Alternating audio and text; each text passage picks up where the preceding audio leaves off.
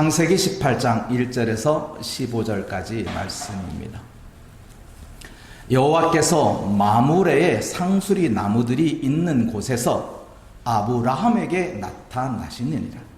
날이 뜨거울 때에 그가 장막문에 앉아 있다가 눈을 들어본즉 사람 셋이 맞은편에 서 있는지라.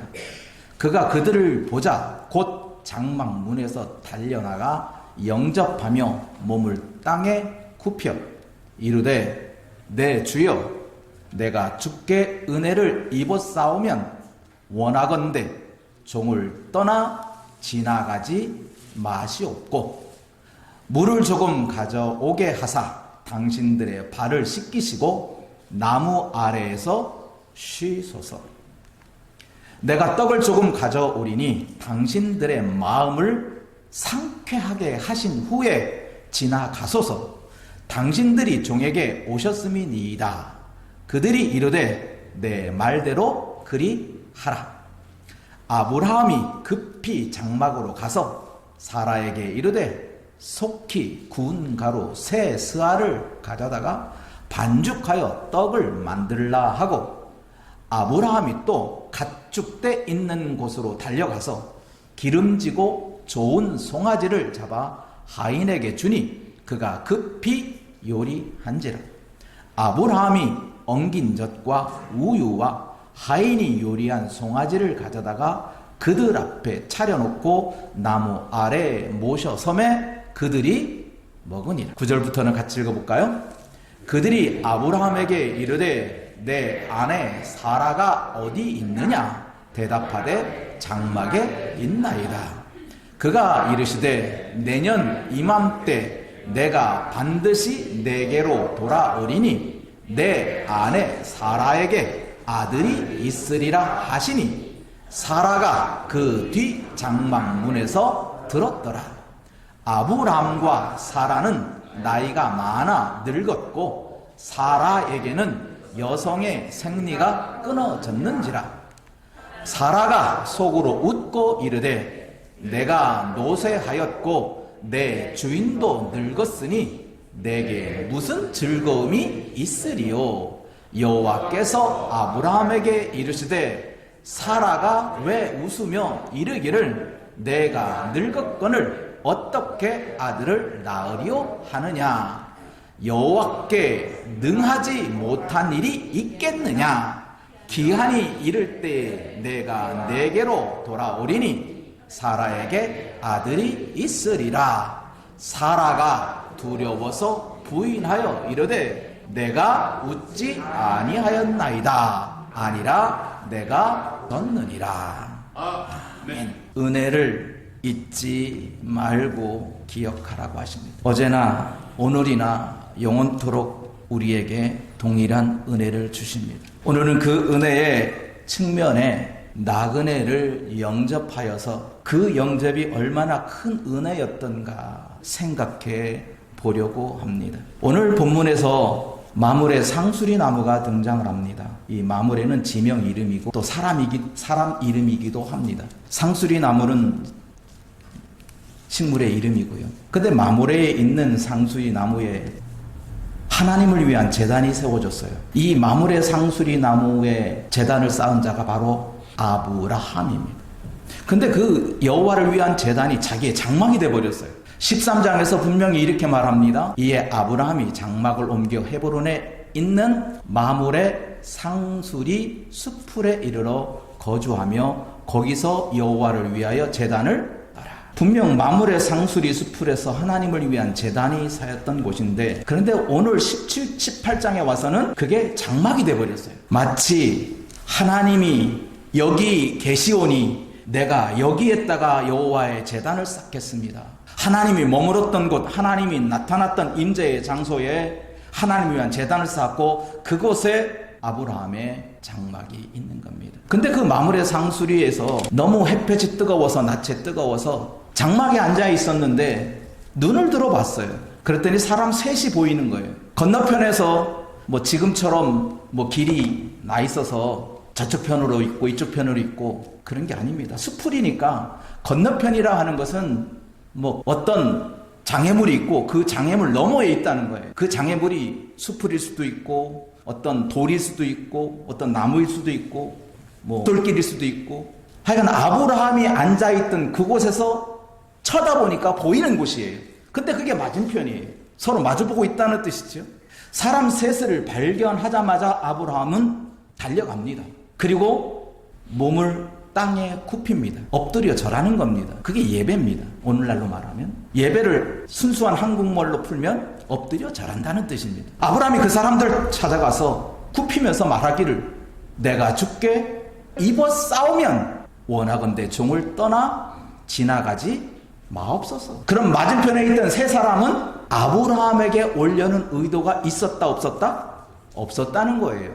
그냥 지나가려고 했던 거예요. 지나가는 거예요. 그런데 그 지나갔던 맞은편에 있는 세 사람을 아브라함이 붙잡은 거예요. 은혜를 달라는 거예요. 내가 은혜를 입어 싸우면, 당신들이 나에게 은혜를 베푼다면 나를 그냥 가지 마옵소서. 다시 말씀드리면 이 세 사람이 아브라함과 함께 있는 것이 아브라함에게는 은혜라는 거예요. 그래서 주께 은혜를 입어 싸우면 지나가지 말라는 거예요. 지나가면 은혜는 없는 것이고 지나가지 않으면 은혜가 있는 거예요. 이걸 정리하면 이런 것입니다. 먼저 우리가 깨달을 수 있는 것은, 사람은 이런 말이 있더라고요. 보이는 것만 보고 보고 싶은 것만 본대요. 냉장고에서 반찬을 꺼내래요. 그러니까 냉장고에 그 반찬이 있다는 거죠. 근데 열었어. 찾아봐도 없어. 빨간 거에 있대. 빨간 거 아무리 찾아봐도 그 반찬이 아니야. 그래요. 안 보이는 것은 볼 수가 없어요. 아내가 와서 하는 말, 찾아! 그래요. 없어서 못 보는 게 아니에요. 못 봐서 못 보는 거지. 그런데 또 사람은 보고 싶은 것만 본대요. 수많은 사람이 있어요. 그 중에 누구만 보여요? 자기 아들만 보여. 다 봤어. 그런데 누구만 보여? 자기가 보고 싶은 사람만 본다는 거예요. 그럼 이 사람 셋은 아브라함이 보고 싶었고 볼 수 있었던 거예요. 아무에게나 보여지는 게 아니거든요. 똑같은 공간 속에 똑같은 사건이 벌어졌는데 어떤 사람은 그것을 은혜롭게 보여지기도 하고 어떤 사람은 보여지기도 하고. 자기 손주가 그림 한 장을 딱 들고 왔어요. 할머니, 내가 그렸어. 그랬더니 할머니가 하는 말, 잘 그렸다. 그래요. 근데 옆에 있던 또순이 할머니는 이게 그림이야, 이게 사람이야, 짐승이야. 그러면서 그 손주가 하는 말, 이거 할머니야. 그런 거예요. 할머니는 할머니로 보여진 거고 이웃집 또순이 할머니는 이것도 그림이냐고, 이게 뭔 사람이냐고 하는 거예요. 뭔 차이일까요? 사랑의 차이예요. 똑같은 그림을 받더라도 사랑으로 보면 그게 진짜 사랑처럼 보이는 거고, 사랑이 없으면 이것도 사람이라고 하느냐, 이건 뭐 이웃집 강아지지. 그래요. 우리 믿음의 사람들은 어떠한 시선을 갖고 있어야 되느냐 하는 거예요. 우리 오늘날도 여러분도 수많은 사건을 대합니다. 대할 때마다 우리는 어떤 모습을 취하는 게 옳겠습니까? 내가 은혜를 받을 수 있는 시선을 가져야 돼요. 또는 그것을 바라보는 사람에게 은혜스럽게 말해야 돼요. 어떤 잘못된 행동을 가지고 잘못한 것에 대해서 욕을 해댑니다. 자기는 정당한 거예요. 잘못한 것을 지적하는 거예요. 그런데 그 욕을 지켜보고 있던 이웃집의 아줌마는 저 사람 교회 다녀 저렇게 욕해도 되는 거예요? 그러는 거예요. 우리의 시선을 정확하게 가져야 돼요. 어떠한 현상이든지 우리 믿음의 사람이라면, 우리 성교회 성도라면 그 어떤 상황에서도 은혜를 빼먹으면 아무것도 아닌 거예요. 그것을 바라볼 때 은혜롭게 바라봐야 되고, 그것을 말할 때도 은혜스러운 말을 해야만 비로소 성은, 거룩한 은혜의 교회, 그 이름에 맞는 성도란 말이에요. 그러므로 우리는 이 아브라함이 가졌던 그 시선을 우리 또한 가질 필요성이 있는 거예요. 또한 아브라함은 그 세 사람을 낯선 사람, 알지 못하는 사람이었어요. 생면부지 초면의 사람이었어요. 그런데 그 사람을 향하여 내게 은혜를 입은다면, 내게 은혜를 주고자 한다면 그냥 지나가지 마소서. 그게 은혜라는 거예요. 은혜를 사모하고 있다는 아브라함이 가졌던 그 사고방식에는 저 사람이 내게 은혜를 줄 만한 사람이다, 저 사람은 내게 뭐 큰 이로움을 주는 사람이다라는 게 아니라 저 사람을 내게 멈추게 하는 것이 내게는 은혜가 된다는 거예요. 지나가는 사람에게 물 한 모금 먹고 가세요. 그 사람이 내 집에 와서 물 한 모금 먹고 가는 게 누구의 은혜? 내 은혜라는 거예요. 물 한 모금 먹여주는 그 사람의 은혜가 아니라 물 한 모금 먹어가는 내게 은혜라는 거예요. 교회는 그런 곳이에요.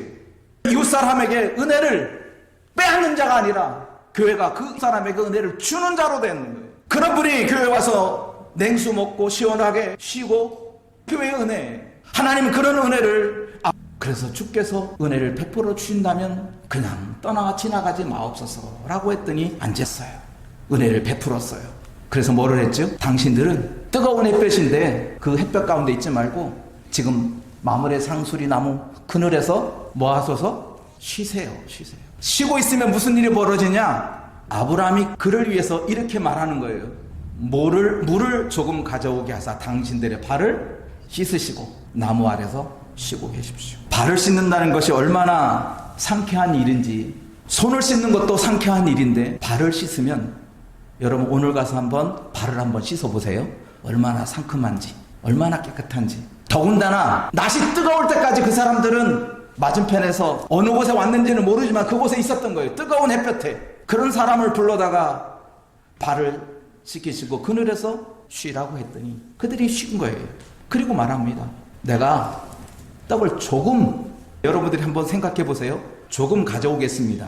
그런데 아브라함의 말이 기가 막혀요. 저는 이 말씀, 아브라함이 어떻게 공부도 안 했을 건데 어떤 이런 말을 썼을까? 5절 말씀 가만히 쓰는 용어를 한번 생각해 보세요. 시작. 내가 떡을 조금 가져오리니 당신들의 마음을 상쾌하게 하신 후, 그러니까 가져오면 그 사람들의 마음이 어떻게 된다는 거예요? 상쾌하다는 것을 어떻게 알았을까? 어떻게 그런 표현을 할 수 있을까? 이건 자기의 표현이 아니잖아요. 그 사람들의 마음을 자기가 표현한 거잖아요. 그 사람들의 마음을 읽고 있다는 거예요, 아브라함은. 그랬더니 아브라함의 말대로 오케이, 그러면 당신 말대로 떡도 먹을 거고 발도 씻을 거고 그렇게 주세요. 오다를 넣은 거예요.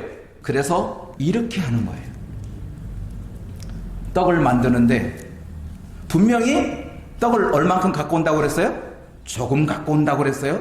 근데 떡이 얼마나 많은지 아세요? 아브라함이 급히 장막으로 가서 자기 아내 사라에게 말하되 속히 고운 가루 세 스아 말하면, 조금 우리나라 계량법으로 하면 우리가 떡 한 말 하면 몇 사람 먹죠? 먹기 나름이다. 정답이네. 먹기 나름이죠. 근데 100명분을 한다면 몇 말을 할까요? 그것도 나름이죠. 이 세 스아라고 하는 양이 사람 수로 말하면 400명의 군사에게 먹일 양이 5스아예요. 400명을 먹이는데, 그런데 지금 아브라함은 세 사람을 위해서 세 스아를 해요. 엄청난 양이에요. 그 해내는 그 안에 살아도 이건 너 같은 일이야. 아니 조금 계산해서 100명 먹을 떡을 하라고 그러면 그거 자기 남편 미쳤다고 그러지 않았겠어요? 자기 남편이 손님이 세 사람 왔는데 100인분의 떡을 해달라고 그러면 손도 크셔라. 알았어, 당신이 원하는 세스아 내가 만들게. 그런 요즘 아내들이 있을까요? 아마 당장 말도 안 되는 소리 하지 말라고, 떡은 내 맘대로 할 테니까 가만히 있기나 하라고 아마 그러겠죠. 그런데 반주께서 만들었어요. 그 세스아를 만들라고 하는 아브라함도 대단한 사람이지만 세스아를 만들라고 했던 그 양을 만든 그 안에 사라도 대단한 사람. 그래서 떡을 만들었어요. 결코 쉬운 만들미 아니에요. 온갖 정성이 다 들었겠죠. 그뿐만 아니에요. 7절 볼까요? 시작. 아브라함이 또 가축대 있는 곳으로 뛰어가서 기름지고 좋은 송아지를 자기가 잡았어요. 잡는 것은 자기가 잡고 요리는 자기 하인을 시킨 거예요. 자기 눈에 기름지고 좋은 것을 자기가 골랐고 자기가 고른 것을 잡아서 요리하는 것은 내가 잡았으니까 너희가 요리해라. 이것도 아브라함이 한 행동이 너무나 비범하고 위대한 일이에요. 우리는 누구나 할 수 있는 일 같지만, 아니 여러분 집에 대통령이 온다고 그러면 자기 집에서 귀한 거 내오겠지만, 알지도 못하고 보지도 못한 이웃집 지나가는 알지도 못하는 사람이 왔어요. 그러면 자기 집에 대통령 오는 만큼 하겠어요? 아니 자기 아들만큼 하겠냐고? 그러진 않을 거 아니에요. 근데 아브라함은 자기가 은혜를 입은 사람이니 그 은혜를 입은 사람들이 자기 집에 왔으니 그 사람을 위해서 극대접을 하는 거예요. 극대접이에요. 최상의 것을 지금 사람들에게 한 거예요. 최상의 것.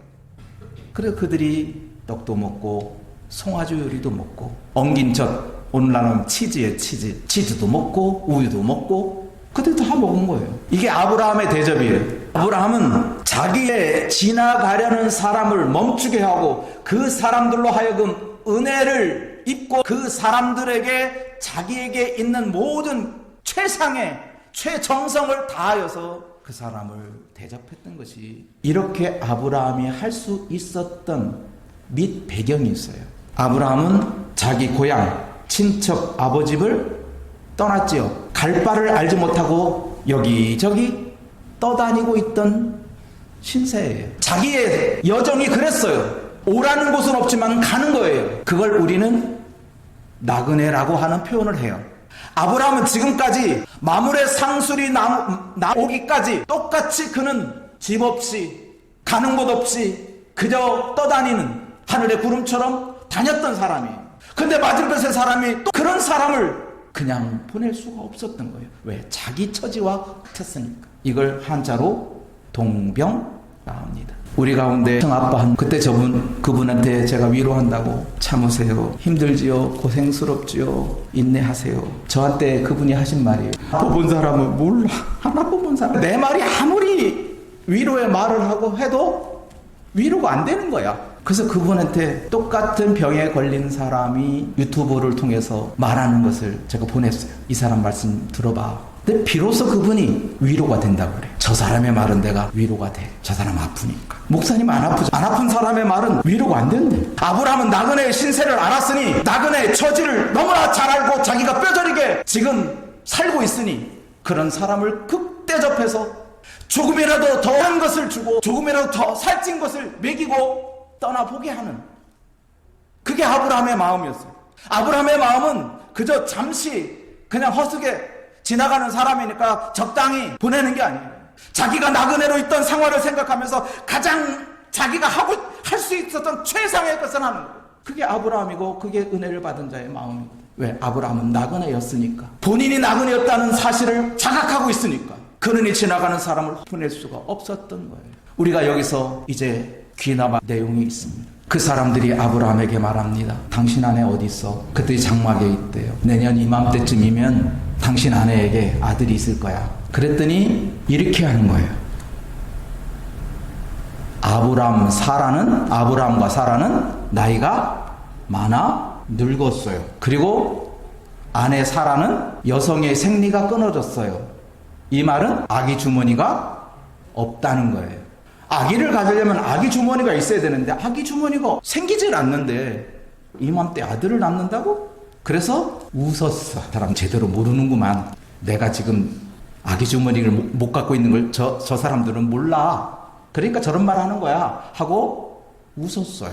그리고 자기만 그런 것이 아니라 자기 남편도 늙었다는 거예요. 그러니까 자기도 아기를 낳는 몸도 아니지만 자기 남편도 아기를 낳으려면 정자를 생산해야 되는데 내 남편은 늙어서 정자 생산도 안 된다는 거예요. 그러니까 더 웃을 수밖에. 그런데 여기서 보세요. 14절 말씀 오늘 결론입니다. 시작. 여호와께 능하지 못한 일이, 그래 네 말 맞아. 너 나이 많아. 늙었어. 내 아내 사라 아기 주머니 없어. 내 남편 아브라함 정자 생산 안 돼. 근데 아기 주머니를 만들고 정자를 만드시는 것이 하나님이 못하겠느냐? 하나님이 그것을 못하겠느냐? 분명히 지난주에 하나님께서 아브라함에게 나타나서 나는 누구라고 했어요? 나는 전능한 하나님이라고 그랬어요. 이미 하나님은 아브라함에게 나타나서 나는 무엇이든 가능한 일이, 불가능한 일이 없는 전능한 하나님인데, 그 전능한 하나님이 아기 주머니 못 만들고 정자 생산 못하겠느냐? 돌아오니 너희에게 아들이 있을 거야. 약속을 받습니다. 근데 여기서 우리가 생각해 볼 만한 것이 있습니다. 그러면 아브라함과 약속을 믿었을까요? 안 믿었을까요? 그래요. 본문의 내용을 보면 믿었다라고 추측할 만한 내용이 없어요. 오히려 믿는 거지. 믿음이 없었다고 볼 수도 있어요. 그런데도 아들이 생겼어요? 안 생겼어요?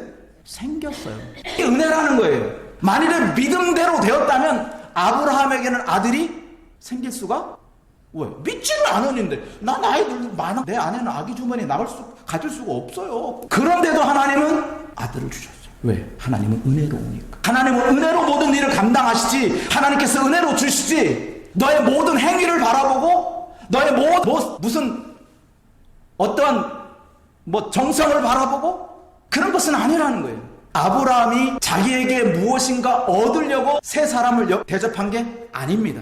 우리가 여기서 오늘 저도 그렇고 우리 성도들도 한 가지 깨달을 일이 있습니다. 우리는 종종 내가 무엇인가 하나님 앞에 선한 일을 하면 그 선한 일의 대가로 하나님 이것도 주실 것이라 생각하고 그걸 생각하고 이것을 하는 경우가 있어요. 하나님 내가 이렇게 하면 이렇게 하시겠지? 근데 이렇게 하면이 이렇게 해주겠다고 하는 것과 최소한 3배, 4배는 돼요. 그런데 하나님께서 이렇게 하는 것에 대해서는 항상 하나님은 인정하셔요. 그런데 하나님은 우리가 이렇게 한 것에 대해서 서너 배가 문제가 아니에요. 1000배, 10,000배예요. 아브라함에게 아들 이삭을 줌으로 말미암아 하나님은 그 자손이 어떻게 된다고 그랬어요? 하늘의 별과 같이, 바다의 모래과 같이. 그게 3배, 4배로 끝나요? 아니에요. 하나님의 계산법은 그거 아니에요. 그러니까 우리도 이거 계산하지 마세요. 하나님이 하시는 일은 계산으로 되는 게 아니거든요. 우리가 하나님을 위해서 한다는 것에 대한 이야기를 세 사람을 통해서 우리는 빗대어 말할 수 있어요. 이 세 사람이 내가 하나님이다 이렇게 나타나신 게 아니거든요. 그냥 지나가는 사람으로 나타나신 거예요. 그런데 결국 그에게 천사했어요. 아들을 약속받았고 그 약속대로 이루어졌어요. 마태복음 25장에는 이와 비슷한 예화가 하나 있어요. 25장에는 여러 가지 예화가 3가지 정도의 예화가 있는데 그 중에 마지막 부분에 있는 얘기가 양과 염소에 대한 이야기예요.